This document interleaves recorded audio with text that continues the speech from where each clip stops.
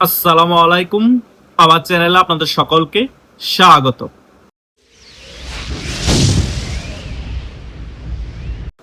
হঠাৎ করে নতুন আরেকটি গুঞ্জন সারা বাংলাদেশ জুড়ে চাউর হয়েছে এবং অনেক সোশ্যাল মিডিয়ার মধ্যে আমরা এই বিষয় নিয়ে আলোচনা করতে দেখছি এবং আমার ইউটিউবের অনেক সাবস্ক্রাইবার আমাকে এই নিয়ে প্রশ্ন করছে। কি সেই গুঞ্জন? সেটা হচ্ছে আচমকাই শেখ হাসিনা বাংলাদেশে ফিরে আসবে। হঠাৎ করে এই বিষয়টি গুঞ্জন আকারে সব দিকে কেন ছড়িয়ে গেল? তার মেইন কারণ হচ্ছে গত 2 দিন আগে কলকাতার প্রেস ক্লাবের সভাপতি গৌতম লাহিড়ী, সিনিয়র সাংবাদিক, তিনি এক টকশোর মধ্যে এই বিষয়গুলো খোলাসা করেন। আজকে এই বিষয়টা নিয়েই একটি ক্লিয়ারলি আলোচনা করব আমার এই ভিডিওতে। আশা করছি আপনারা শেষ পর্যন্ত ভিডিওটি দেখবেন, সকল বিষয় ক্লিয়ার হয়ে যাবে। প্রথমত, শেখ হাসিনা কিছুদিন আগেও টেলিগ্রাম বার্তায় বলেছিল আমি 6 মাসের মধ্যে বাংলাদেশে ফিরব এবং হুঙ্কার দিয়ে বলেছিল আমি মাথা উঁচু করে বাংলাদেশে ফিরব। কিন্তু তিনি কোন দিন ফিরবেন, কিভাবে ফিরবেন, সে সকল বিষয় কিন্তু তিনি খোলাসা করেন নাই। তার মানে তিনি যে কোনো মুহূর্তে, যে কোনো পরিস্থিতিতে বাংলাদেশে ফিরতে পারেন, যে কোনো পন্থায়, সেটা এয়ারপোর্টের মাধ্যমে বলেন এবং সীমান্তের মাধ্যমে বলেন এবং জলস্থানের মাধ্যমে বলেন। সো এই সকল বিষয়গুলো গৌতম লাহিড়ী টকশোর মধ্যে খোলাসা করার চেষ্টা করেছেন। বাংলাদেশে যে কোনো মুহূর্তে, যে কোনো সময় পরিস্থিতি ঘোলাটে হয়ে যেতে পারে এবং রাজনৈতিক সমীকরণও পরিবর্তন হয়ে যেতে পারে। আর শেখ হাসিনা কোনো পূর্ব ঘোষণা ছাড়াই আচমকা বাংলাদেশে চলে আসতে পারেন। এই সকল বিষয়গুলোই তিনি টকশোর আলোচনায় তুলে ধরেছেন। আমিও আপনাদেরকে সবসময় এই কথাই বলি যে বাংলাদেশে যদি শেখ হাসিনা ফিরে আসার পরিস্থিতি আপনারা কালকের মধ্যেই তৈরি করে ফেলতে পারেন, তাহলে শেখ হাসিনা আচমকা কালকেই বাংলাদেশে ফিরে আসবে কোনো পূর্ব ঘোষণা দেওয়া ছাড়া। আর যদি 6 মাসের মধ্যে যদি আপনারা বাংলাদেশে শেখ হাসিনা ফিরে আসার পরিস্থিতি তৈরি করতে না পারেন, হয়তোবা 6 মাসের মধ্যেও শেখ হাসিনা বাংলাদেশে ফিরে আসতে নাও পারে, হয়তোবা আরো কিছু সময় নিতে পারে শেখ হাসিনা, বা 1 মাসের মধ্যেও শেখ হাসিনা বাংলাদেশে ফিরে আসতে পারে যদি আপনারা ওই পরিস্থিতি বাংলাদেশে আন্দোলন সংগ্রামের মাধ্যমে তৈরি করতে পারেন। এই সকল বিষয় নিয়ে গৌতম লাহিড়ী সুন্দর একটি বিশ্লেষণ করেছে টকশোর মধ্যে। সেই কারণেই এই 2-3 দিন ধরে এই গুঞ্জনটি বিভিন্ন সোশ্যাল মিডিয়ায় চাওয়ার হয়েছে এবং কলকাতার অনেক মিডিয়া এই বিষয়গুলো নিয়ে নিউজ করছে। তাই আপনাদের মনে যত কনফিউশন ছিল এবং এখনো যত কনফিউশন আছে, সে সকল কনফিউশনগুলো আমার এই ভিডিওর আলোচনা যারা দেখছেন তাদের মোটামুটি ক্লিয়ার হয়ে যাওয়ার কথা।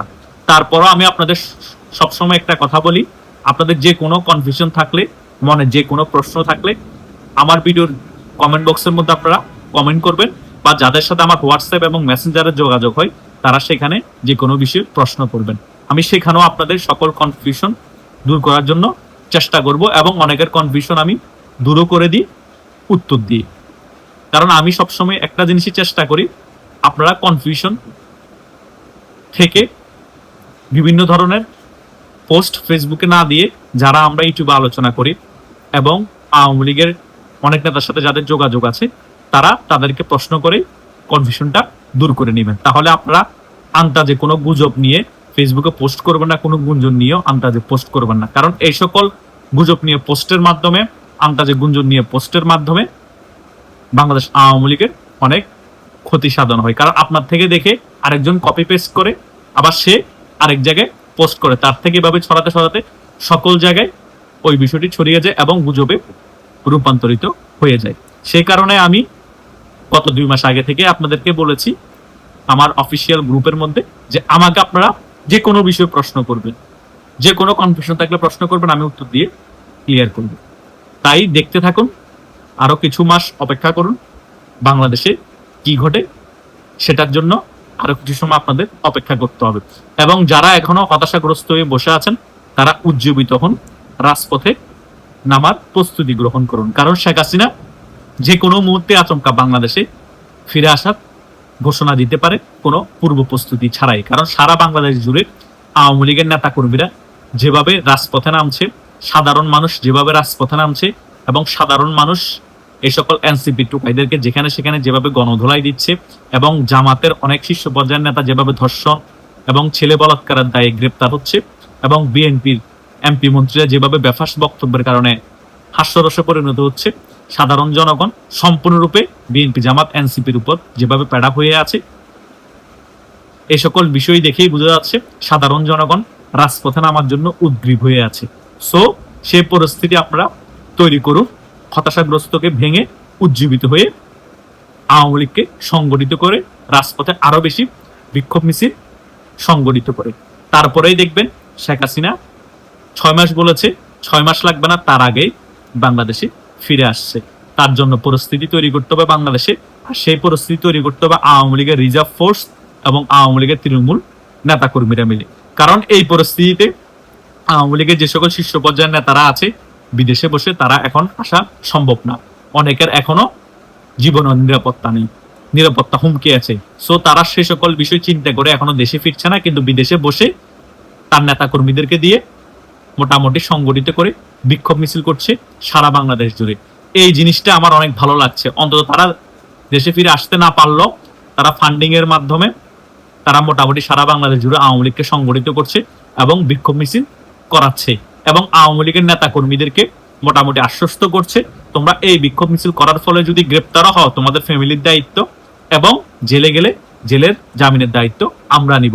যে বিষয়টা আমি 1 বছর আগে থেকে বলতেছিলাম, যে এই বিষয়গুলো যদি আপনারা শিওর করতে পারেন বা সিউরিটি দিতে পারেন কর্মীদেরকে, তাহলে কর্মীরা কোনো কিছু তোয়াক্কা না করে, জীবনের মায়া না রেখে তারা রাজপথে নামবে, এবং রাজপথে নামে জয় বাংলা স্লোগানে রাজপথ প্রকম্পিত করবে, এবং সারা বাংলাদেশ জুড়ে আওয়ামী লীগের নেতা কর্মীরা উজ্জীবিত হয়ে যাবে।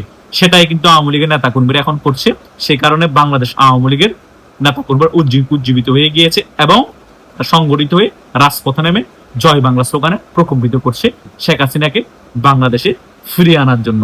তাই কলকাতা প্রেস ক্লাবের সভাপতি গৌতম লাহিড়ী যে সকল বিষয়গুলো ওনার টকশো আলোচনায় বিশ্লেষণ করে ক্লিয়ার করার চেষ্টা করেছিল, সেটা একেবারে যৌক্তিক। এই বিষয়গুলো নিয়ে আমিও আমার ভিডিওতে অনেকবার আলোচনা করেছি, তিনিও ওনার মতো টকশোর মধ্যে ওই বিষয়গুলো বিশ্লেষণ করে আমাদেরকে বোঝানোর চেষ্টা করেছে।